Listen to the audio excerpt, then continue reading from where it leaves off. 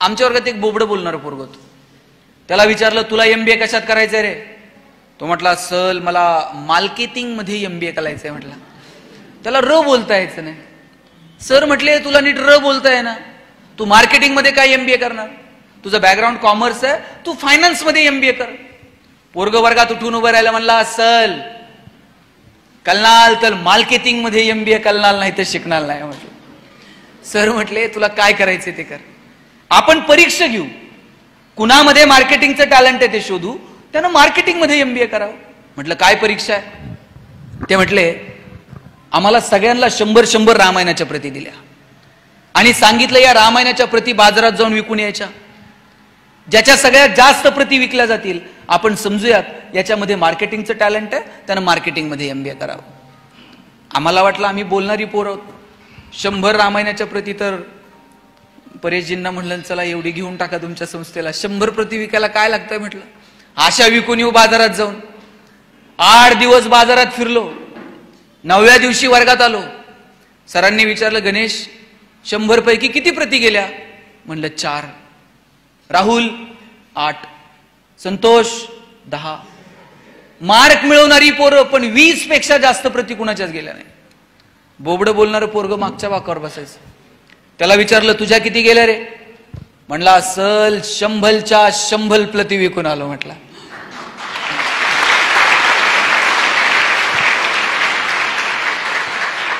Sir म्हटले कोणती strategy, कोणतं रेफरन्स बुक, काय केलं तू?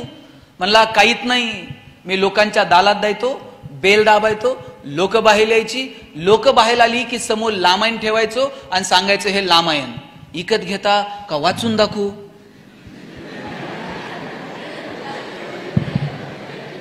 लोक म्हणायची वाचून नको दाखवू, तुझं रामायण विकत घेतो. बोबडं बोलणं विकनेस आहे का स्ट्रेंथ आहे? दाबून ठेवला असता तर स्ट्रेंथ ठरला असता का? नाही. आमच्या प्रत्येकात काहीतरी वेगळेपण आहे, फक्त ते वेगळेपण आम्हाला ओळखता आलं पाहिजे. ज्या दिवशी पोरांनो तुम्हाला तुमच्यातलं वेगळेपण सापडेल त्या दिवशी तुमचं जगणं सुंदर होऊन जाईल. शोधा तुमच्यामध्ये काय चांगलं आहे. कुठलीही गोष्ट, आपलं आयुष्य मुळात क्षणभंगूर आहे. आपल्याला माहित आहे का हो? मला सांगा, आपल्याकडे किती प्रॉपर्टी आहे हे सगळ्यांना माहित आहे, बरोबर? पण आपल्याकडे किती वेळ शिल्लक आहे हे कुणाला माहित आहे का? जन्माला येण्याचे संकेत 9 महिने आधी मिळतात, पण आपण जाणार आहोत याचे संकेत 9 मिनिट पण आधी मिळत नाही. आपल्याला जर 9 महिने आधी पत्र आलं, हा तुमचं आटपलंय आता हिशोब करून घ्या, काय अवस्था होईल माणसाची? पण नाही, ते संकेत मिळत नाहीत. 130-135 कोटी लोकसंख्या आहे भारताची. हजारो लोक रोज जन्माला येतात आणि मरतात, त्यांच्या नावाची नोंद सुद्धा इतिहास ठेवत नाही. आपल्यालाही त्यांच्याच पैकी एक व्हायचंय का? आले गेले काही नाही, कोणाला घेणं देणं. आपल्याला जर वाटत असेल की इतिहासानं आपल्या येण्याची आणि जाण्याची नोंद ठेवावी तर तसं कर्तृत्व आपल्याला करावं लागेल. आणि त्यासाठी फक्त स्वतःसाठी जगून चालत नाही, आपल्याला थोडंसं इतरांसाठी जगता येईल का? मी म्हणत नाही तुमचं सगळं सोडा आणि इतरांसाठीच काम करत बसा, पण तुमच्या दारात जर पोरांनो बाग फुलून आली ना, त्यातली 2 फुलं इतरांना द्या. तुमचे सूर जुळून आले, 2 गाणी इतरांसाठी गा. तुमच्या दारात आभाळ भरून आलं, उंजळभर पाणी इतरांना द्या. आणि तुमची उंची जर आभाळाला टेकली तर अशाच मानावर करून बघू नका, थोडंसं खाली झुका. आणि जी माणसं मातीत मिसळतात त्या मातीत मिसळणाऱ्या माणसांना थोडं तरी वरती उचलून घेता येईल का? मला वाटतं याच्यासाठी प्रयत्न करा. तुमचे आई वडील तुमच्यासाठी टाळ्या वाजवतील, इतके मोठे व्हा. तुम्ही म्हणाल मोठे होण्याची काय व्याख्या आहे? किती मोठं व्हायचं? किती मोठं झालं तर आमच्या पुढे कोणतर असणारच आहे. आम्ही पहिले कधी येणार आहोत? तुम्ही पहिले कधी याल माहित आहे? जगाच्या स्पर्धेत मला माहित नाही तुम्ही किती वेळ याल, पण तुमच्या आई वडिलांच्या नजरेत तुम्ही हिरो झालात ना, समजायचं आपण पहिले आलो जगात.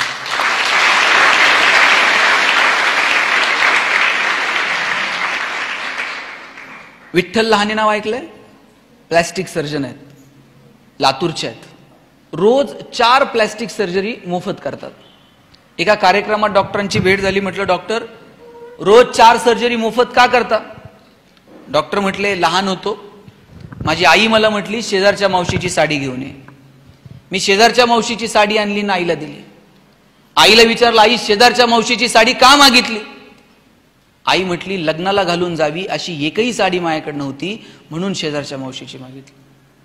टचकन डोळ्यात पाणी आलं की आपल्या आईकडे एक साडी नसावी की जी लग्नाला घालून जाता येईल. आणि ठरवलं इतका अभ्यास करायचा, इतकं मोठं व्हायचं ना, आईला रोज नवीन साडी देता आली पाहिजे. डॉक्टर झालो, पैसे मिळायला लागले, कितीतरी साड्या मी आईला आता देऊ शकतो इतके पैसे मिळायला लागले. एक दिवशी एक मुलगी बघितली, तिचे ओठ फाटलेले होते, तिच्यासोबत तिचे वडील भाऊ होता, तिचं लग्न जमत नव्हतं असं कळलं. त्या दिवशी तिच्या भावाला आणि वडिलांना म्हटलं हिला उद्या हॉस्पिटलला घेऊन या, आपण हिची सर्जरी करू. वडील म्हटले डॉक्टर साहेब ही प्लॅस्टिक सर्जरी वगैरे नटनट्यांची कामं, आमच्याकडे कुठून एवढे पैसे. त्यांना पैसे नाही लागणार, मोफत सर्जरी करूया. दुसऱ्या दिवशी भाऊ वडील मुलीला घेऊन आले, सर्जरी झाली, पोरगी गोड दिसायला लागली. 6 महिन्यांनी पोरीचं लग्न जमलं. बाप आणि भाऊ पेढे घेऊन आले. एका हातात पेढा होता आणि दुसऱ्या हातात आयुष्याची सगळी प्रॉपर्टी होती. ही सगळी प्रॉपर्टी त्या पेढ्याच्या समोर खुजी वाटायला लागली आणि ठरवलं रोज 4 तरी पेढे कमवायचे. डॉक्टर सांगत होते माझे वडील 90-92 वर्षांचे आहेत, पण तरुण पोराला लाजवेल असं हवेत तरतर चालत असतात. एक दिवशी वडिलांना विचारलं बाबा एवढ्या हवेत का चालता. वडील म्हटले मी प्लॅस्टिक सर्जन विठ्ठल लहाने आणि पद्मश्री डॉक्टर तात्याराव लहानेचा बाप आहे, हवेत नाही चालणार तर काय चालणार.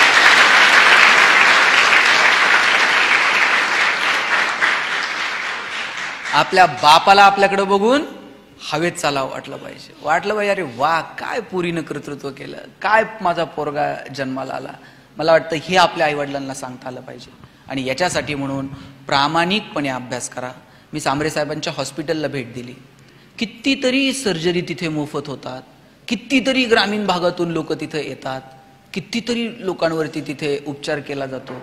मला वाटतं हे साहेब या पवित्र व्यासपीठावर मी आपल्याला सांगतो, निसर्गाचा नियम आहे, तुम्ही एक दाणा पेरला तर त्याचे 1000 दाणे उगवतात. तुम्ही जेवढं समाजाला द्याल ना त्याच्या कितीतरी पटीनं हा समाज भरभरून तुम्हाला परत करेल. निसर्ग कुणाचंही उसनं ठेवत नाही. म्हणून तुम्ही ज्या या लेकरांसाठी करताय, शाळा कॉलेजांसाठी करताय, त्या दिवशी गप्पा मारता मारता मी सहज त्यांच्याशी बोलत होतो. ते म्हटले की मी इथं शाळा सुरू करण्यापाठीमागचा उद्देशच हा होता, का बरं आपल्या ग्रामीण भागातल्या आदिवासी पाड्यातल्या पोरांना चांगलं एज्युकेशन मिळू नये, का क्वालिटी एज्युकेशन त्यांना मिळू नये. मोठमोठ्या शाळांमध्ये 60-65 हजार, अहो त्यांची 65 हजार 70 हजार वर्षाचं इन्कम नाही आणि 60-65 हजार रुपये ते उत्पन्न शाळेत फी कशी भरू शकतील. आणि म्हणून ही लेकरं सुद्धा शिकली पाहिजेत. या पोरांना सुद्धा माणूस म्हणून घडण्याचा, मोठं होण्याचा अधिकार नाहीये का. ग्रामीण भागातली पोरं, ग्रामीण भागातली माणसं फार हळवी आहेत. पोरांनो तुम्ही लक्षात ठेवा, किती मोठे झालात ना, मी तुम्हाला एक किस्सा सांगून थांबतो, जास्त वेळ तुमचा घेत नाही. तुम्हाला काहीतरी समाजासाठी करता आलं पाहिजे. तुम्ही IAS झालात ना, 10 पोरांना सांगा कसा अभ्यास करायचा, त्यातलं एक पोरग जरी झालं तरी तुम्ही समाजासाठी काहीतरी करू शकलात. प्रत्येक वेळेस समाजाला द्यायला पैसेच लागतात असं नाही. कधी ज्ञान द्या, कधी मदत द्या, कधी मार्ग दाखवा, कधी कुणासाठी तरी कष्ट करा, पण काहीतरी समाजाला आपण देणं लागतो ही भावना कायम आपल्या मनात असली पाहिजे. मी माझ्या वडिलांना विचारलं होतं, म्हटलं आप्पा जगणं कशानं सुंदर होतं, असले काय टॅबलेट बिबलेट काय आहे का. त्याने अशी एकही टॅबलेट मेडिकलमध्ये नाही की जिनं जगणं सुंदर होईल, किंवा कुठल्याही दुकानात तुझं जगणं सुंदर करण्याचे कॉस्मेटिक प्रोडक्ट्स तुला मिळणार नाहीत.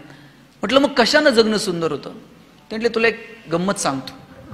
मला म्हटले तू एक यादी कर, ज्या लोकांनी तुला आतापर्यंत तुझ्या आयुष्यात मदत केली. मी यादी करायला घेतली. शाळेत असताना या मित्राच्या गाडीवर बसून सायकलवर बसून शाळेत जायचो. कॉलेजला आल्यानंतर या मित्राच्या वडिलांनी मला फीला मदत केली. पुण्यात शिकायला आल्यानंतर याच्या रूममध्ये राहायचो. अशी मी 100-150 लोकांची यादी केली. म्हणलं या लोकांनी मला मदत केली आजपर्यंत. वडील म्हणले अरे वा, ती माणसं तुला अजून आठवतात की ज्यांनी तुला मदत केली आहे, याचा मला हेवा वाटतो. म्हणले आता दुसरी यादी कर. म्हणलं दुसरी यादी काय. म्हणले तू आतापर्यंत किती लोकांना मदत केली त्याची एक यादी कर. मग मी ती यादी तयार करायला घेतली. आठवून मला आठवत नव्हतं मी कुणाला मदत केली. 5-6 इकडची तिकडची नावं लिहिली. म्हटलं या 5-6 लोकांना मी पण आयुष्यात मदत केली. वडील म्हटले ज्या दिवशी तुझी दुसरी यादी पहिल्या यादीपेक्षा मोठी होईल ना, त्या दिवशी आपोआप तुझं जगणं सुंदर होईल.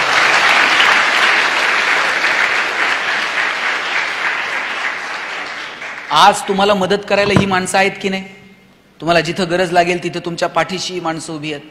उद्या तुमची दुसरी यादी वाढली पाहिजे तुम्ही मोठे झाल्यानंतर, याच्यासाठी मनापासून प्रयत्न करा, त्यासाठी मनापासून शिका.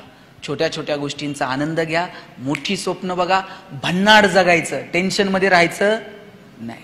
आलेला क्षण परत मिळतो का? गेलेला क्षण परत मिळणार आहे का? जे क्षण आहेत ते आनंदानं जगायचे. आणि तुम्ही तर शाळा कॉलेजातले दिवस तर याच्यासारखे दिवस परत नाही. बेंच आहेत की नाही आता शाळेत तुम्हाला? कॉलेजमध्ये किती जण बसताय एका बेंचवर?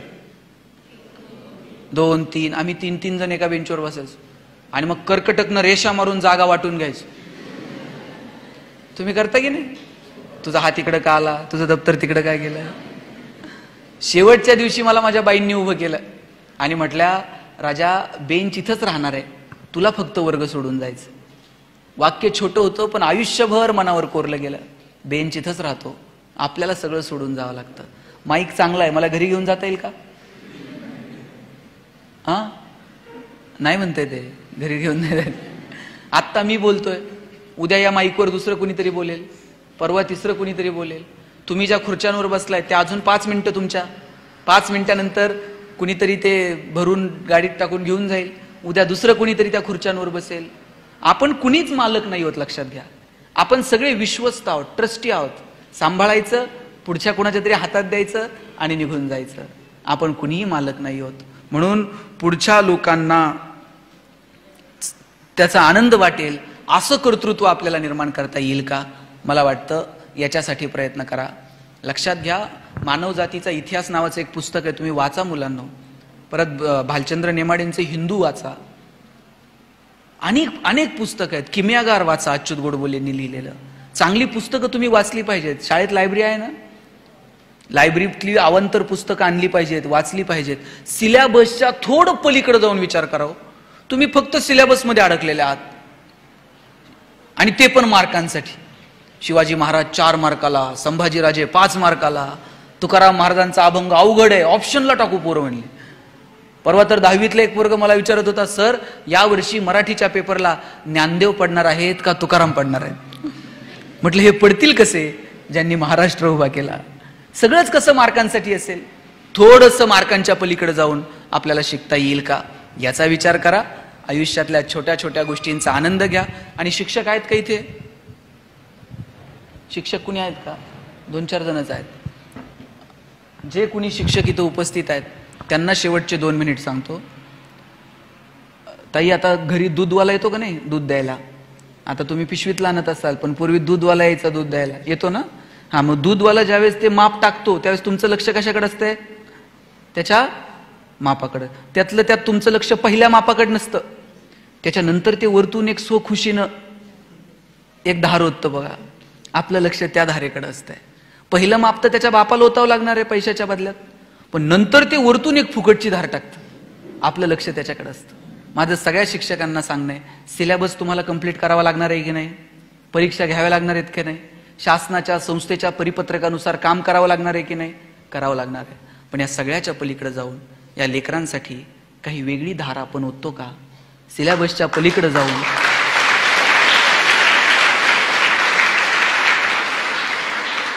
आपण या पोरांच्या भविष्यासाठी काही करतो का?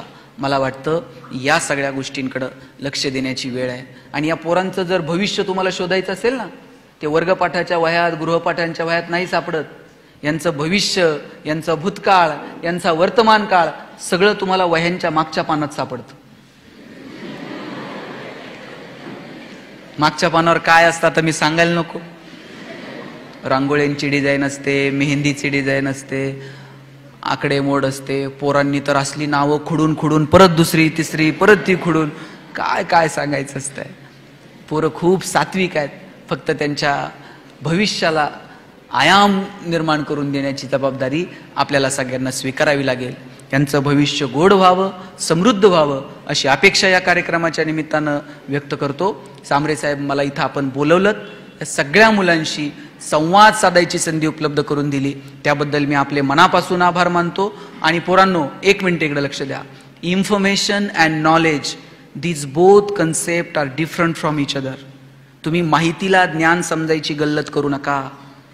माहिती संकलनाच्या नादात ज्ञानापासून दूर जाऊ नका. माहितीचं ज्ञानात रूपांतर कसं करायचं हे ठरवा. तुमच्याकडं काहीतरी कॉमन सेन्स असला पाहिजे, त्याचा विचार करा. मी एक जणाला ती गोष्ट सांगितली ससा आणि कासवाची, आणि म्हटलं बघ ते ससा झोपला आणि कासव जिंकलं. म्हटलं हो मामा, ही किती दिवस झाले मी ही गोष्ट ऐकतोय. म्हटलं मग एवढे दिवस ही गोष्ट ऐकतोय, याच्यातून तू काय शिकला? म्हणला मी एकच शिकलो, रेस हारली तरी चालेल पण दुपारची झोप चांगली व्हायला पाहिजे. म्हणला कॉमन सेन्स नाही.